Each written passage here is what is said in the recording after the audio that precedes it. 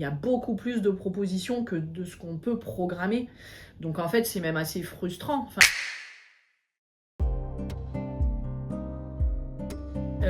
Bonjour, donc moi je m'appelle Bénédicte Oriot, donc je travaille au musée Gadagne, au service médiation et développement des publics. Depuis maintenant quelques temps, je suis principalement chargée de la programmation donc, culturelle et scientifique et de la relation aux artistes. Donc moi j'ai eu la chance et j'ai toujours la chance de travailler sur le musée des arts de la marionnette. Donc depuis 2017 où j'ai pu co-concevoir ce musée. Donc moi c'est vrai que c'est aussi une part de mes missions, vraiment sur la marionnette. Je suis on va dire expert marionnette, notamment sur la relation aux artistes, la relation aux compagnies et la connaissance des compagnies en France et les partenariats et le lien avec les lieux de spectacle vivants.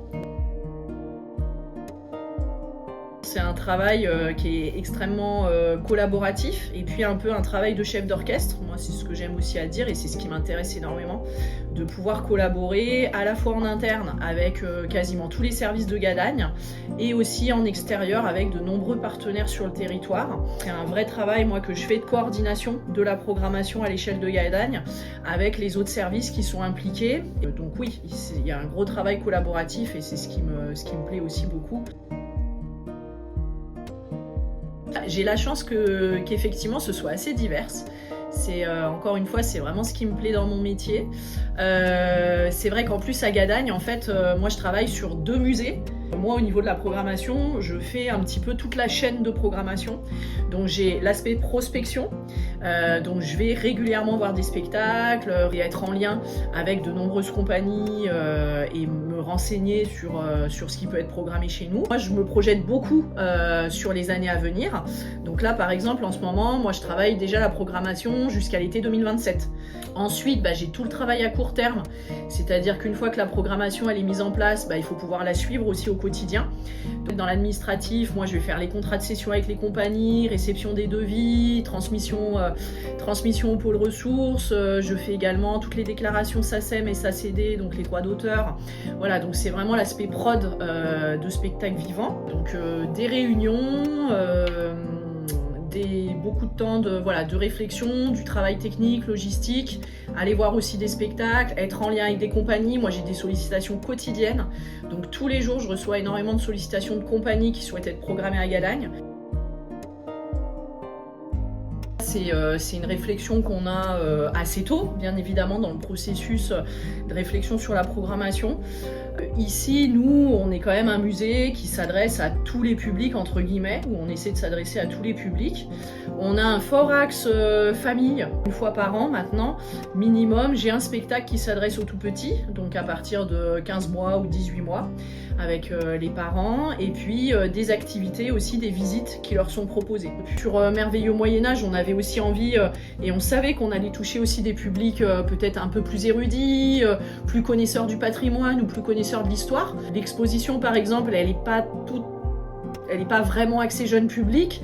Donc nous, pour le coup, dans la programmation, on peut faire un pas de côté et avoir des propositions, un éclairage plus jeune public, qui est moins le cas de l'expo. On se pose quand même cette question de qui on va toucher dans la programmation, de quel type d'événement, qu'est-ce qu'on a envie de programmer aussi.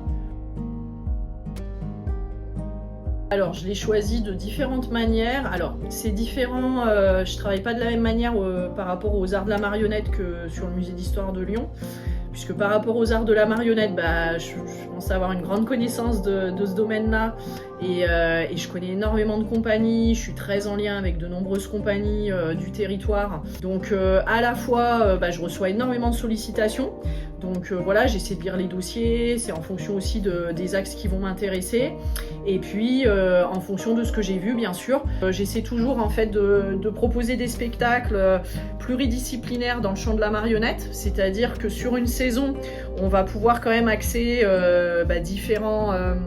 différentes techniques en fait de marionnettes, avoir aussi des thématiques différentes.